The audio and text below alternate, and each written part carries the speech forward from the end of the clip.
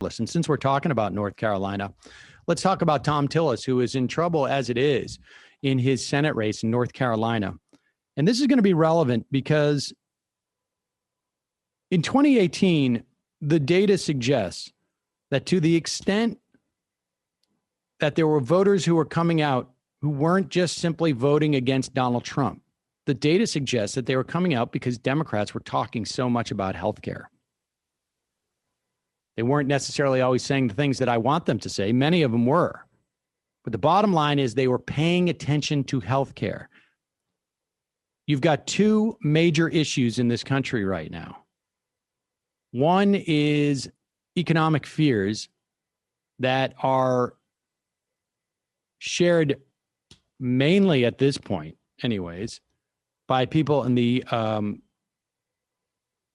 bottom half of the income distribution in this country.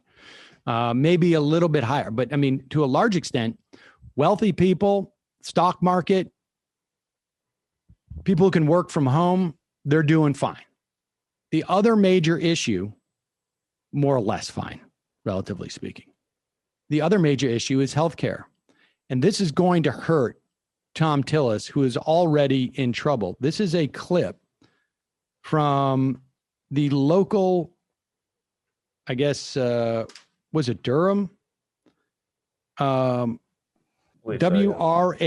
I'm not sure where they're located in North Carolina. It features Bev Veals, who is a multi-time cancer survivor. She called Tom Tillis's office to talk about her concerns about healthcare because her husband had lost his care. And I don't think we need to play the whole thing. Let's go through, just to basically when we start to hear from her. Okay, Brendan, when they interview her or when we hear the audio.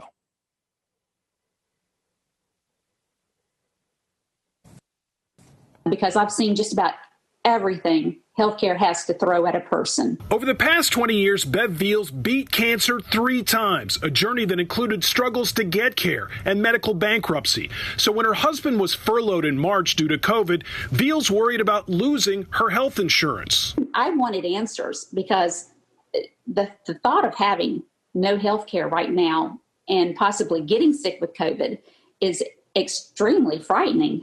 She started calling her lawmakers for guidance and came across a Washington, D.C. staffer for Senator Tom Tillis. Frustrated by the lack of empathy, Veals started recording. You're saying that if you can't afford it, you don't get to have it, and that includes health care. Yeah, just like if I want to go to the store and buy a new dress shirt, if I can't afford that dress shirt, I don't get to get it. But health care is something that people need, especially if they have cancer. Well, you got to find a way to get it. To compare it to a dress shirt made me incredibly angry and hurt. So what do I do in the meantime, sir? Sounds like something you're going to have to figure out. WRAL Investigate sent Veals' video to Tillis' office and requested an interview with the senator. Instead, we received this statement and an apology to the constituent. Quote, the way Mrs. Veals was talked to by a staff assistant in our Washington office was completely inappropriate and violates the code of conduct Senator Tillis has for his staff, which is why immediate disciplinary action has been taken. The way in which she was talked to? Not the content, not the fact that like, oh, I'm sorry, you're SOL. That way where you elaborate the policy of this country back to the constituent. I mean, just for a moment, I just want to contemplate, like, these staffs, it's not like they've got 45 people working in this office. If you're working in that office and you know that you are forward facing to your constituents, that attitude that guy expressed he's not going rogue here. This isn't something he's developing on his own. This is the attitude that exists in that office. Contemplate that. It's just stunning. Yeah, he's not in trouble for the way he talked to her. He's in trouble for showing how they really feel about it. Right. You've got to say like, gosh, you blame the Democrats or we can't do anything about it. Or, yeah, no, my heart goes out to you. There are charities that you can. Yeah, there are charities. Look, the reality is that we perceive healthcare as a consumer product. And if you don't have the money for it, you don't get it. Period. End of story. And I can understand that you're upset. You've got a big problem on your hands because you're a cancer survivor. You can't afford that shiny new healthcare that you want so badly. Sorry. That's fundamentally, right, what the attitude of the Republican Party is. I mean, that is just ideologically where they're at. Ron Paul, I don't know what it was, in 2012, got on that stage and said, if you can't afford it, you just die. You die. And that is at the heart the ideology of Republican perspective on healthcare. Now, a large part of the Democratic Party's perspective is we're going to make sure that you get healthcare. It may end up costing you the vast majority of your money or a significant portion of your money, but that's just business. But we'll make sure it's available in some fashion or another as long as other people can profit off it. Yeah, you'll get the shirt, but it has to stay with the tags on in the dry cleaning, like plastic covering. You can't really wear it. If you want to wear it, you're going to have to pay a little bit. You definitely deserve the shirt. You just don't deserve it in a fashion that is going to be super easy to get. There's going to be some hoops for you to jump through to get the shirt. We may subsidize the shirt a little bit. We'll work out a couple of different ways in which you can get the shirt. May not be the exact shirt you want. It could be like a knockoff version of that shirt, but you will get a shirt. We are committed to you getting that shirt. It's just that you got to work with us a little. Some shirts have nicer shirts. Some states have nicer shirts than others. That's right. Some have no shirts, but that's just, that's their fault. And this is so important because of research that Stanley Greenberg has done. There's a focus group that he was looking at. He's a longtime Democratic pollster. And there's a really interesting dynamic, I think, with American politics right now. In 2018, there was also recently a study by Pew. It just came out, actually. I have it right here. The number of voters that came out for the Democrats, obviously higher than normal. It was interesting to see who it was that came out in 2018. But the bottom line is there were really basically two reasons to come out in 2018. And that is, one, you hate Donald Trump. This is the vote for a Democrat. You hate Donald Trump. Or two, and maybe these aren't mutually exclusive, you're pissed about healthcare. And I think to a certain extent, it doesn't go any further than that. There is angst about healthcare. I mean, certainly there is a significant chunk. I don't know if it's 25% or 50%, 60%, 70% of the Democratic voter that wants Medicare for all. But as an entirety, the idea is that you're upset about healthcare. So Stanley Greenberg has this piece, I think it's in the American Prospect, if I'm not mistaken. And he went to a Zoom focus group that was set up by the American Federation of Teachers and Voter Participation Center. And it was outside metropolitan areas in rural Wisconsin, in the Mahone Valley region. I'm not saying that correctly. Steel Valley in Ohio, in northern Maine, and suburban Macomb County in Michigan, right? So these are big swing areas. And he said it jibes with a phone survey, that he conducted of working class voters in the 16 battleground states right after Kamala Harris was picked. And he said in 2016, a white working class revolt enabled Trump to win men by 48 points and women by 27 points. That margin dipped to 13 points across the entire white working class. In a new poll, Trump lost another 6 points, and with white working class women. Biden only trailed Trump by 8 points. That's a huge, huge difference. 27 to 8 points. And he gets on to talk about, working class, broadly speaking, not just that narrow cohort of white people. A big part of why they voted for Trump in 2016 was so he could end Obamacare and its costly mandate and deliver affordable health insurance for all. When he failed to do so, many voted against the Republican in midterms. He says, but during the pandemic, quote, I have never seen such a poignant discussion of the health and disability problems facing families and their children, the risks they face at work, and the prospect of even higher health care and prescription drug costs. And that's why he said these Zoom focus groups pulled back from Trump. 3/4 of these voters supported Trump in 2016, but less than half plan to vote for him now.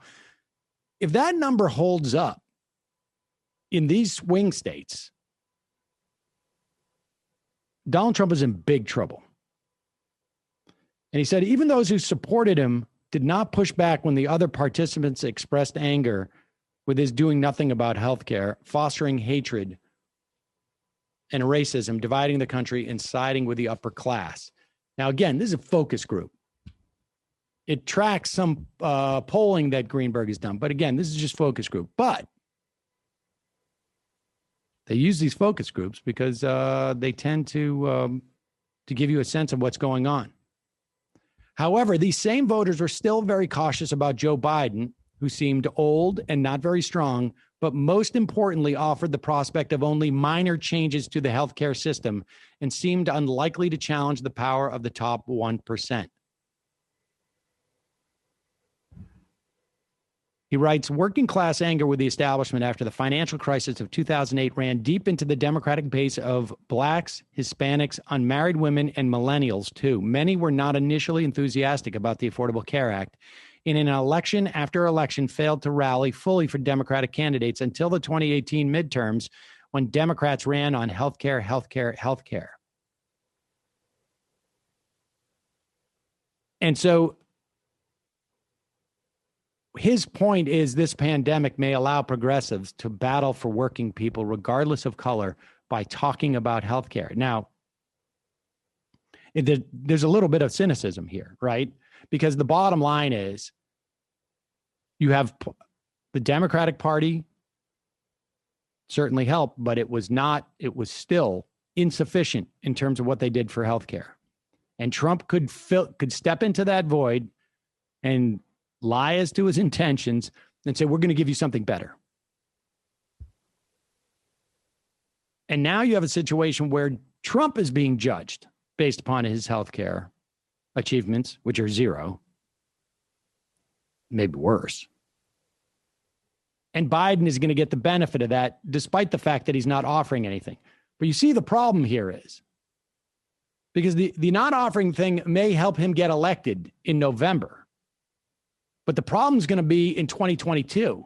And the problem is going to be in 2024, unless something actually happens. In today's working class and rural communities, healthcare is everything. He goes through some of the things that everybody, like he was shocked by the Zoom focus group. He said, as I was observing the Zoom group, because they said healthcare and then everybody had a story. He said, as I was observing the Zoom group, I initially wondered whether the focus group recruiter had used some specialized list to find the participants. Maybe like one that was like, have you signed up for more information about healthcare? Or take this survey. Do you hate your healthcare? But he says, then I checked the census data on disabilities. 12.6% of the population has disabilities, rising to 15.1% in rural areas. Black and Native American populations are more likely to have disabilities than their white counterparts. The rate is over a quarter for those 65 to 74 years old and over half of those people over 75 years old. Then I looked at the census data he wrote for the congressional districts where the sessions were being held. It's a new window into America in the pandemic. In suburban Macomb County, the disability rate looks like rural areas. In Maine, 20% with disabilities. In Ohio's 6th congressional district, 20% for whites and blacks are disabled. Seniors in those areas are even more disabled than other rural Americans. So this is happening across the country. Some of the people, when they were talking about Joe Biden, the healthcare system is failing them and they want someone to fix it. And Joe Biden's rhetoric has not been very reassuring to make big changes. He's been vague on healthcare. One woman from Wisconsin said, I want to know the specifics of what he'll do to make it better. Now, of course, when they're talking about specifics, they're not saying, we're going to increase the risk pool benefits for, we're going to increase the number of co-ops or whatever it is. They're looking for broad declarations of that it's going to be easier and cheaper and mean it. Will you stop this robbery, I think, is basically the fundamental sentiment. So you've got a lot of people on the night stage. Now, you got people saying to Trump, I supported you in the beginning over Hillary, but in the end, unfortunately, you showed me you're just not for the people, said one man from Wisconsin. You lied to the American people about COVID, wrote another. You're everything that's wrong with America. You've effectively ruined this country. Congrats, you suck. And he said, it's critical to listen for what they did not say. What they did not say was, what an ass I was to vote for that guy in the last election. They did not regret or say they made a mistake. They have been in financial trouble. They know they are looking for someone who's going to come in, and it starts with paying lip service. But the second time around, it's a function of whether they actually deliver. And so, Joe Biden very well may benefit from the failure of Donald Trump to deal with healthcare and also to basically tell old people to die in the midst of the COVID. But we're going to have a real problem in 2022. And we're going to have a real problem in 2024. If Joe Biden, if all he's doing is, nibbling around the edges, it is helpful and meaningful to provide health insurance for people living in poverty. But if you want to